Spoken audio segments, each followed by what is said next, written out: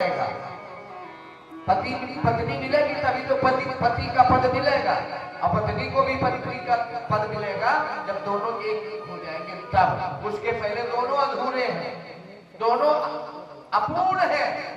जीवन में ये शक्ति है दो प्रकार की सृष्टि जगत में। भैया पीछे वाले सुन लो, टिंकू भैया, दो प्रकार की सृष्टि जगत में, एक पुरुष और एक नारी। और तुम ही फैसला कर लो भैया किसका परिणाम। तुम बड़ी की ये बड़ी, हम तो कहेंगे ये बड़ी, तुम छोटे हो और रहोगे छोटे। अब हम नहीं कहते, भगवान कहते हैं।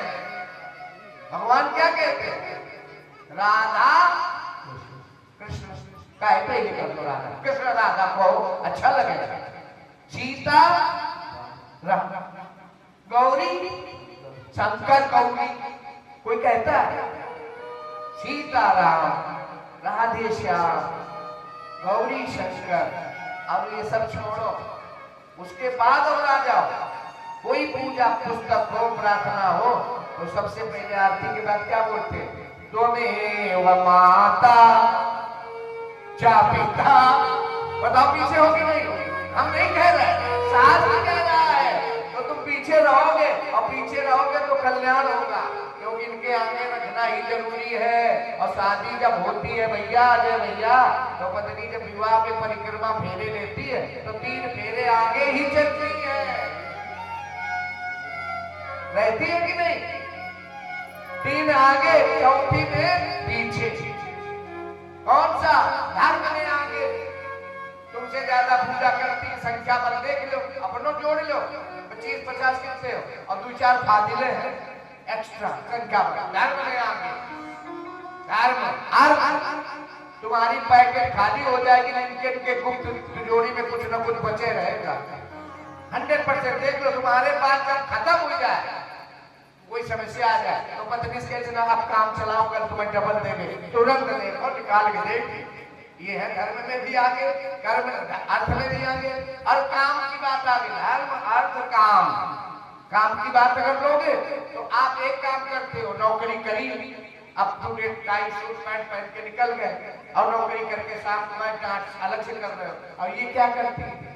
तुम्हारे जाने की प्रिपरेशन करें, लड़कन की प्रिपरेशन करें, उसके बाद मोहल्लों का व्यवहार बनाओ, शाम का खाना खवाओ, सास की सेवा करें, है ना? कितने काम। अब तुम एक काम करते हो, ये 4-6 काम करते हो। इनके काम चुटकी बजाने से होते हैं। तुम प्रधानी एक बार लड़ो तो शायद कठिनाई होगी, लेकिन इनको अगर मौका मिल जाए, लेकिन अब लोग देते नहीं, वही गड़बड़ है ना? नहीं, मातृशक्ति झांसी की रानी देख लो, इनके बहुत मेधा है। ये दुर्गा और सबके रूप में इनके अंदर शक्तियां व्याप्त हैं। कहने का मूल भाव है हम कथा से कहां चले, है ना? समाज में घुस जाते हैं, कथा को छोड़ देते हैं। 4 रूप है। कहने का मतलब है राजा परीक्षित, सुखदेव जी कहते हैं, बरीयाने से ते प्रश्न कृतो लोके हितम न पा आत्मबिन सम्मताम पुंसाम श्रोतव्यादि शिवा परा। ये संसार का समस्या है, प्रश्न है। सबको मरना है और सबके जीवन का उद्देश्य होना चाहिए, और जब तक उद्देश्य नहीं होगा तब तक कल्याण होने वाला नहीं है। अब राजा ने कहा, देखो हम कथा तो तुम्हें सुनाएंगे, तुम 7 दिन की बात करते हो, हम 2 पल में तुम्हें इससे मुक्त कर देंगे, भय से, जो मृत्यु का डर तुम्हें सता रहा है और हर व्यक्ति को सताता है। दुनिया में ऐसा कोई नहीं है जो मरने से डरता ना हो, सब डरते हैं। हम दूर करेंगे, लेकिन उसके लिए तुम्हें एक काम करना होगा। बोले क्या करना होगा? 4 चीजें बताई, क्योंकि जब तक मन स्थिर नहीं होगा, हमारी जो सत्संग ज्ञान के शब्द हैं, हमारी वचन है, वो तुम्हारे अंदर ठहरेंगे नहीं। जैसे कोई फूटा लोटा ले लो, फूटा पात्र, और उसमें जल डालो, तो कल्पना करो क्या वो पानी ठहरेगा? बोलो, नहीं ठहर सकता। उसी तरह से ये जो आपका पंच भौतिक शरीर कुंभ है, घट है, उसमें 1 लोटा होता है, एक छेद से पानी नहीं ठहरता, और हमारे शरीर में एक दो नहीं 9 छेद। कितने? 9, 2, 4, 6, 7 मुद्दा मुतोपसर्ग स्थान 9। ये 9 अभी दिखाई पड़ते सबके, हमारे दुनिया के हर व्यक्ति के होते हैं। और एक और होता है, जिस समय बालक माँ के गर्भ में होता है तो उसका नाभि द्वार होता है, नाभि जहाँ नारा लगा होता है। माँ के गर्भ में बच्चा का मुंह बंद रहता है, भोजन यहाँ से नहीं मिलता, इसी नाभि द्वार से नारा के द्वारा माँ का जो कुछ खाती है उसका कुछ तत्व से प्राप्त होता है। तो ये 9 द्वार 9 छेद वाला ये घट है। परीक्षित जी, इसमें सत्संग रूपी ज्ञान गंगा बचत ठहरेंगे नहीं, बह जाएंगे। हमारी कथा का कोई प्रभाव तुम्हारे ऊपर और तुम्हारी समस्या का निदान नहीं कर पाएगा। तो फिर बोले क्या करें? बोले पहले इसकी साधना लगाओ। जैसे कोई चीज फटी है, ये जैसे है ना, नोना लग गया था तो पुताई करी गई, तो इसमें साधना रूपी सत्संग रूपी जब इसके साधना रूपी लेप लगेगा तो इसके छेद बंद होंगे।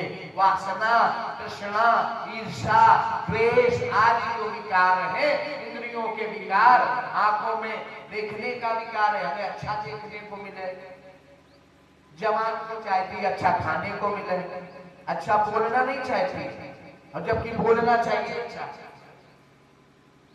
कट बोलना पसंद है, अच्छी चीज सुनना चाहते हैं, और जब अच्छी चीज सुनना चाहते हैं तो बुरो तो सुनो।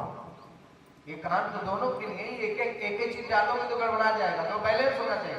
तो कहने का मतलब आपका जो पंच भौतिक शरीर है, इसमें 9 द्वार है, इसमें 9 द्वारों में ज्ञान, सत्संग, वचन, गुरु की वाणी, गुरु के आदेश, माता पिता की आज्ञा हमारे अंदर वचनों में प्रभावी नहीं होती है। तो क्या करें? बोले एक काम करो, पहला ध्यान देना, 4 चीजें करना है। देखो यहाँ भी 4। पहली चीज क्या करोगे? अगर तुम अपना पूरा ये शरीर को सुंदर, सुसंगठित, मजबूत करना चाहते हो, ताकि ये ज्ञान गंगा, भागवत कथा, गुरुवाणी आपके हृदय का कल्याण करे, मन को पवित्र करे, उसके लिए आपको एक कार्य करना है। बोले 4 कार्य हैं। बोले क्या? पहला काम करो, जीत सनो। ध्यान दो, मान जाओ, आपको सब मालूम है, हम बतावे चाहे ना बतावे, सबका मालूम है, हर साल कथा आप सुनते हो। बोले क्या करना है? बोले जीता है सनो, आसन जीतो। दुनिया में पहला काम, जिसने बैठना नहीं सीखा वो कभी सफल साधना में हो ही नहीं सकता। साधना का प्रथम प्रारंभिक प्रवेश ये है कि आसन जीतना, बैठना। और जब बच्चा पढ़ने जाता है तो 1 साल हम लोग क्यों भेजते, फीस देते कि बच्चा स्कूल जाएगा तो बैठना सीखेगा। पहली बार जीता सुनो, फिर दूसरी बार जीता श्वासो, प्राणायाम, पूरब को पकड़े प्राणायाम करो, जीता श्वासो। फिर तीसरी बार जीता संगो, संसार के संग द्वेष से अलग हो जाओ, उस पे विजय पाओ। और फिर जितेंद्रिया, ये चारों जब एक साथ एक एक करके तुम्हारे दिनचर्या में प्रवेश होंगे तो तुम्हारा मन जो है यतो यतो धावति ते चौरिता मनोविकारा यह पंचभूतसु, तो मन तुम्हारा स्थिर होगा। लोग हमसे कहते हैं पंडित जी पूजा मन नहीं लगता। बहुत लोगों का प्रश्न है, आप लोगों में भी होता होगा ऐसा कि पूजा में मन नहीं लगता, विचारों में पता नहीं क्या क्या आने लगता है। तो उसके लिए विधान है, पहला काम जित सनो जित श्वासो जित सको जितेंद्रिया, स्थूल ले भगवते रूपे मनः संधार्यते धिया। स्थूल परमात्मा का वो विराट रूप है, उसका चिंतन करो। और भगवान ने, सुखदेव जी ने यही विराट रूप का, स्वरूप का वर्णन किया। ताल में तसहि पाद मूलम पठन पाणी प्रपतेन सातलम। उसकी परमात्मा की जो तालु है नीचे पाताल में है, और ये शिखा सत्य लोक में है। पृथ्वी के भी 7 खंड है, ऊपर भी 7 है, नीचे भी 7 है। 7 दिन है, 7 अमर ऋषि है, 7 मोक्ष की नदियां हैं, 7 धाम है। तो ऐसे ही कहते हैं राजन पाताल में तसहि पाद मूलम अपठक विप्राणी प्रपदे रसातलम। जिसको हम लोग देखते हैं भगवान की ये जो विराट रूप है, ये पेट है, ये पूरा समुद्र है, सागर है, मतलब विराट रूप का वर्णन किया भगवान ने। विराट रूप का वर्णन सुनने के बाद में राजा परीक्षित ने कहा प्रभु हम हैं कौन? हम कौन है, कहां से आए?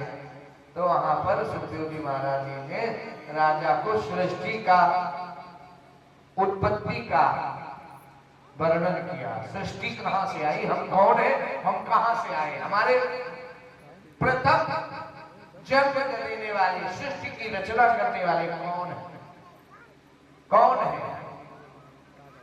ये तो हमारे श्रीनाथ सिंह चौहान हमारे पंच के बाबा है, लेकिन इनके बाबा के बाबा के बाबा, पूरे ब्रह्मांड के बाबा कौन है, ये देखना है, यही विचारना। वही हमारे सबसे बड़े पिता है, पितामह है। बोले क्या है? बोले सनादि काले विष्णु।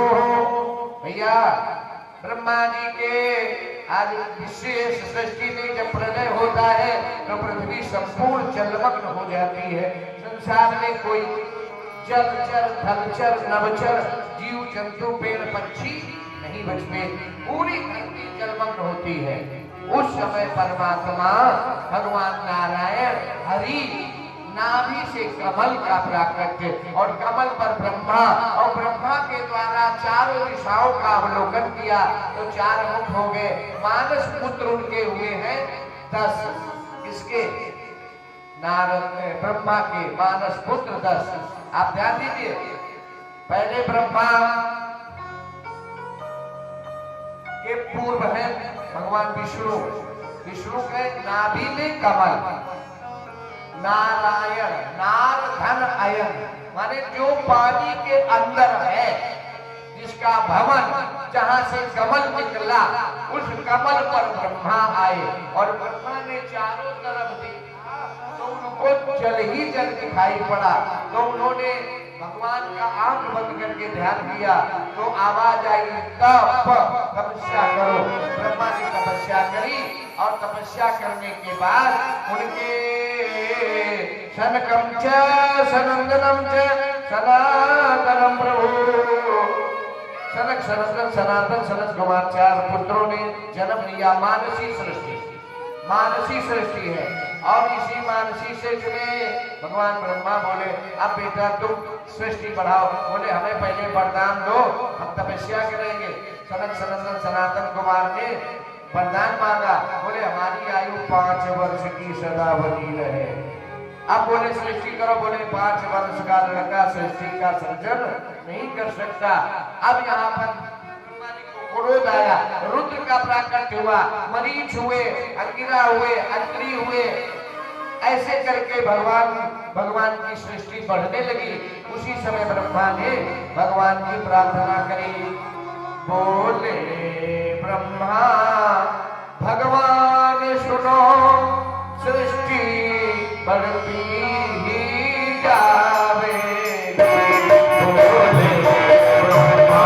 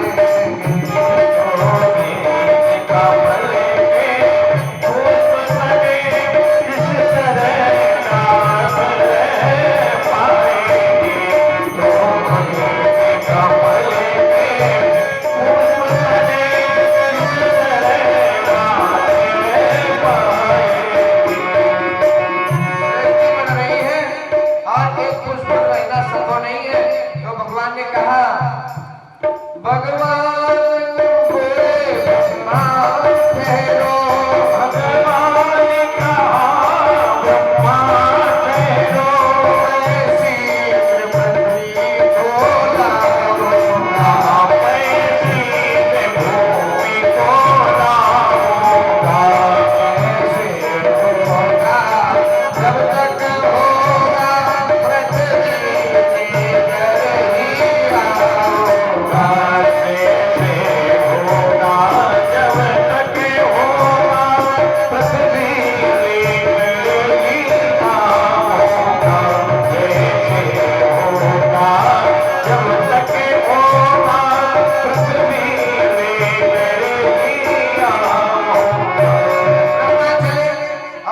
करके बड़ा धारण किया और हिरण्याक्ष का वध करके पृथ्वी को प्रतिष्ठित किया है। इसके बाद ब्रह्मा के शरीर के दो भाग हो गए, एक स्वयंभू मनु और एक शतरूपा। इन दोनों को पृथ्वी का प्रथम स्वामी राजा बनाया गया। पूज्यपाद जी लिखते स्वयंभू मनु अनु शतरूपा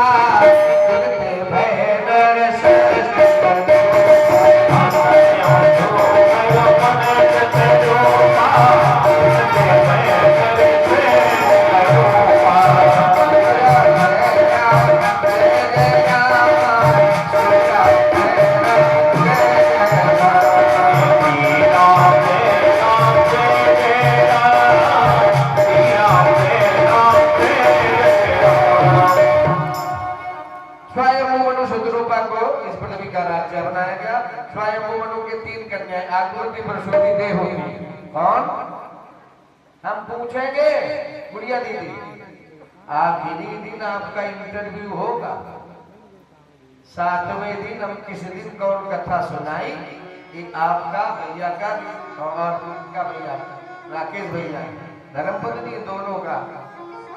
सृष्टि कहाँ से आई, हम कहाँ से आए, हम कौन है, हमें जानकारी होना चाहिए। नाभि से विष्णु की नाभि से कमल, कमल पर ब्रह्मा, ब्रह्मा के द्वारा मानस सृष्टि और उसमें स्वयंभू मनु शतरूपा को पहला राजा पृथ्वी का बनाया गया। मनु स्वयंभू मनु, मनु माने मनुष्य की उत्पत्ति, मनु से मनुष्य की उत्पत्ति मनु से, और जिसके अंदर मनुष्यता नहीं है वो मनुष्य कहलाने का अधिकारी राजा मनु की संतान ही नहीं है।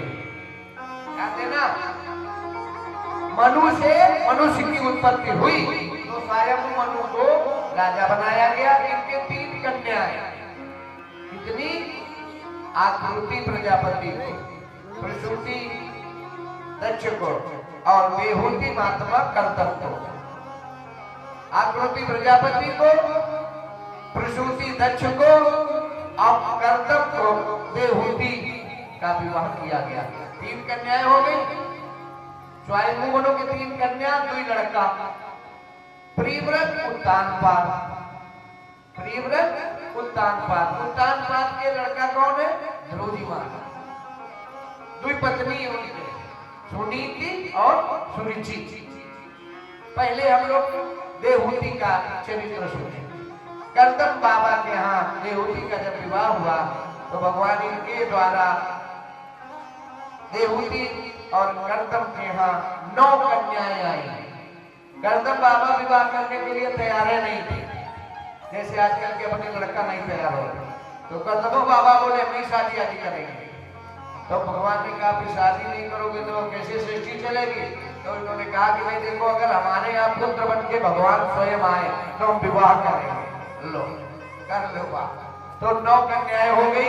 पहली कन्या का नाम है कला, दूसरी का रसोईया, तीसरी का श्रद्धा, चौथी का अभिर्भू, 5वीं जगति, क्रिया, ख्याति, अरुंधति और शांति। ये 9 कन्याएं हैं। और इन 9 कन्याओं में कला मरीच महात्मा को भी आई है। मरीच जो ब्रह्मा के मानस पुत्र है, मरीच ब्रह्मा के मानस पुत्र, अभी पुत्र हो गए ब्रह्मा के, और स्त्रियां कहां से आवे। तो ये कन्याएं बेहूति और कर्दम के द्वारा 9 कन्याएं हैं। अनुसुईया अत्रि महात्मा को विवाही गई और श्रद्धा अंगिरा महात्मा को, हबीरभू पुलस ऋषि जो रावण का बाबा है उसको, ये देवताओं के ऋषियों की संतान है रावण, लेकिन वो माता इसकी गड़बड़ा गई, इसकी वजह से सब मामला गड़बड़ हो गया। कहने का मतलब है गति पुलय को, क्रिया कृतों को, ख्याति कन्या थी महात्मा भृगु को विवाही गई है। और अरुंधति वशिष्ठ की पत्नी है, जो भगवान वशिष्ठ भगवान राम के गुरु थे, कुलाचार्य। और शांति नाम की छोटी कन्या अथर्वा ऋषि को विवाही गई, जो दधीच के पिता है। किसके? दधीच महात्मा को तो जानते हो, सुना होगा सबने नाम। तो दधीच को ये विवाही गई। आखिरी बार इनके यहाँ स्वयं भगवान कपिल देव प्रकट हो गए। बोलो कपिल देव भगवान की हो। और उस समय मैया ने जब देखा भगवान को, तो भगवान की प्रार्थना करी, भगवान प्रसन्न हो गए, मैया को ज्ञान दिया। हे मैया, कपिल देव ने सांख्य शास्त्र का उपदेश अपनी माता पिता को प्रदान किया, जिसमें पहला धर्म क्या है, पहला जीव का कर्म क्या है, भगवान अपनी माता को बताते हैं। स्वधर्म चरना सत्या, अपने धर्म का हर व्यक्ति को 100% पालन करना चाहिए। स्वधर्म चरना सत्या, सत्यता के साथ, निष्ठा के साथ, बिल्कुल किसी तरह की कोई आलस्य और किसी तरह की कोई चोरी न करे, बिल्कुल अपने धर्म का अक्षरशः पालन करना। पहला विधर्म से विवर्तनम, दूसरे धर्म और दौलत को देख करके लोभ न आवे। अहिंसा, किसी की हिंसा मत करो, न वाणी से, न व्यवहार से और न कार्य से। ऐसी ऐसी है माताएं बेटियां कहीं कहीं जो क्या कहे घर बर्बाद कर देती हैं, परिवार बर्बाद हो जाते हैं, जिनका नाम लेने में डर लगता है। माँ बाप बुढ़ापे में अपने हाथे से ठोके, अब बहुरिया अपने लड़का गए अलग पड़ी और कहीं जा रही शांति देवी, अब फैलाए पूरे मोहल्ला बापा और ससुर का रोटी नहीं दे रही, नाम धंधों को क्या फूलमती, अब पास में बैठ जाओ तो बदबू आए नहीं। ऐसे नामों से क्या फायदा, ऐसा कर्म करो अपने कुल का, गोत्र का, भाई का, माता पिता का, ईश्वर की नजरों में। और ये तुम सोचो बहनों, सुन लो सच्ची बात कि जो हम करते हैं कोई देखते नहीं। ये हम लोगों के विचार हैं, लोग पागलों की अपने बचने के कुतर्क, क्या कि जो हम करते हैं कोई देखता नहीं। कैसे नहीं देखता, बोले ये लोग नहीं देखेंगे, ये लोग नहीं देखेंगे, माँ बाप नहीं देखेगा, ऊपर वाला तो नहीं देखता, उसने भेज दिया है कई लोगों को देखने के लिए। हाँ, क्योंकि कब कोई मुकदमा होता है, केस, तो उसमें एविडेंस लगते हैं, जिनको भैया से पूछ लो, और उन एविडेंस के अनुसार न्यायालय वाला न्यायाधीश निर्णय करता। भले दिन दहाड़े आप मारो के ऊपर, अगर गवाह नहीं है तो आपको सजा होने वाली नहीं है। तो भगवान ने सोचा यहाँ का आदमी बहुत चालाक है, चतुर है, पैसा दे के गवाह खरीद लेगा, डरा देगा, गवाह को मार देगा। मार भी देते लोग, गवाही नहीं दे पाते लोग। अब ऐसे में ऐसे दुराचारी पापियों को हम कैसे संभालेंगे? तो उन्होंने अपने पास से पावर जनरेट किया और उन्होंने अपनी साक्ष्य में कुछ गवाह यहाँ भेज दिए। बोले कौन कौन से गवाह? बोले अगर दिन में पाप करोगे तो सूर्य भगवान देखेंगे। तो हमने सोचा करेंगे सूर्य, ठीक है, रात में चोरी करेंगे तब कौन देखेगा? ध्यान देना कि कितना आदमी चालाक है, आदमी की वृत्ति देखना। सूर्य में दिन में चोरी नहीं करेंगे, है ना, डे नाइट मर्डर नहीं करेंगे, कोई पाप नहीं करेंगे दिन में, तो इसलिए हमें कोई पकड़ेगा नहीं, तो रात में करेंगे। तो चंद्रमा को भेज दिया, जाओ चंद्रमा देखेगा। ये ग्रह है नवग्रह, नवग्रह है ना, उसमें सूर्य प्रधान ग्रह है, सूर्य देखता है। और जब सूर्य नहीं होता है, रात में लोग करते हैं पाप, तो चंद्रमा देखता है। तो कहते हैं अमावस को करेंगे, न सूर्य होगा न चंद्रमा होगा रात में, तब क्या करेंगे? तो तारा देखेंगे। अब तारा देखेंगे, बोले बादल आ गए होंगे, भादों का महीना होगा, इतनी घनघोर घटा छाई होगी कि तारे भी नहीं होंगे, सूर्य भी नहीं होगा, चंद्रमा भी नहीं होगा, दिन भी नहीं होगा, हम तब रात में करेंगे। तब भगवान ने कहा तुम्हारे पास एक और इसके बाद भेज रहे हैं। बोले तुम्हारी आंख में सूर्य का वास, यही सूर्यो सहस्रांशो तेजोराशे जगत पटे। हमारी आंख का कोई प्रकाश नहीं है। अगर हमारी आंख में अपना व्यक्तिगत प्रकाश होता तो रात में अंधेरे में हमें लाइट की आवश्यकता नहीं पड़ती। हम जो भी देखते हैं इस सूर्य के प्रकाश से ही देख सकते हैं। तो हमारी आंख में सूर्य भगवान तुम्हारे अंदर बैठ के देख रहे हैं, तुम क्या कर रहे हो, अच्छा कर रहे हो कि बुरा कर रहे हो। इसके बाद मन का स्वामी चंद्रमा है, वो भी बैठ गया। पहले सूर्य का उनको तुम इग्नोर कर दिया, चालाक है ना भगवान, तो भगवान है, सबको नचाते उनको नचाओगे तुम तो नहीं नचा पाओगे। भगवान ने आपके अंदर बैठा दिए सब ग्रह, सूर्य बैठ गया, चंद्रमा बैठ गया, अश्विनी कुमार बैठ गए, चित्रगुप्त बैठ गए, तुम्हारे दाएं बाएं बैठे, तुम यहाँ जा रहे हो, सब नोट हो रहा, एक एक घड़ी का हिसाब है। और जब खुलेगा पर्दा तब तुम्हारा मुंह बंद हो जाएगा और तुम्हें मौत की सजा से कोई बचा।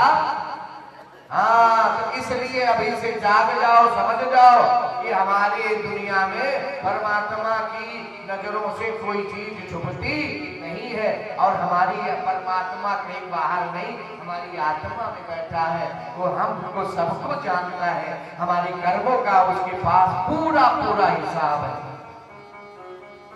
भगवान ने कहा स्वधर्म चरणा सत्या, अपने धर्म का पालन करो। कौन ज्ञान दे रहा है? ये कौन बता रहा? कपिल देव अपनी मैया देवहूति और गौतम को बता रहे हैं स्वधर्म चरणा सत्या, पहले धर्म का पालन, अहिंसा, किसी की हिंसा मत करो, जो दूसरे का धन दौलत उस पे किसी तरह का लोभ न लाओ, और उसके बाद ब्रह्मचर्या, एक नारी सदा ब्रह्मचारी, ब्रह्मचर्य का पालन करो, तपा तपस्या करो, एक घड़ी दो घड़ी आधी घड़ी जितना समय लगे भगवान में संलग्न हो जाओ, समर्पित हो जाओ। तपा शौचम, अपने जीवन में पवित्रता लाओ, जैसे घर की पवित्रता, आप अपने घर में पुताई करते हो, पत्थर लगवाते हो, झाड़ू लगाते हो, ऐसे ये शरीर भी है, इसके अंदर भी झाड़ू लगे ज्ञान की, सत्संग की, तो ये शरीर पवित्र होगा। शौचम स्वाध्याय, अपना जीवन में अध्ययन कभी बंद मत करो, क्योंकि अध्ययन ज्ञान कभी पूरा नहीं होता है। गीता पढ़ो, रामायण पढ़ो, दुर्गा सप्तशती पढ़ो, सर्व मंगल मांगल्ये शिवे सर्वार्थ साधिके शरण्ये त्र्यंबके गौरी नारायणी नमोस्तुते। ऐसे स्वाध्याय ये अपने जीवन में कभी बंद न करो। और इसके बाद नवा बात, नवा डंडा, नवधा भक्ति है। यहाँ पर सांख्य शास्त्र में नवधा भक्ति है, जो आपने आगे सुनोगी। सबरी भगवान ने, राम ने सबरी को सुनाई, वही भक्ति आज भगवान कपिल देव महाराज अपनी मैया देवहूति और कर्दम को बता रहे। 9 काम करने हैं माताओं, ध्यान से सुनो। स्वधर्म चरणा सत्या, विधर्मस्य विवर्तनम, दैवालब्धेन संतोषा, जो तुम्हें प्रारब्ध से मिला, पति मिला, परिवार मिला, नगर मिला, गांव मिला, घर मिला, बर मिला, पैसा जो भी मिला,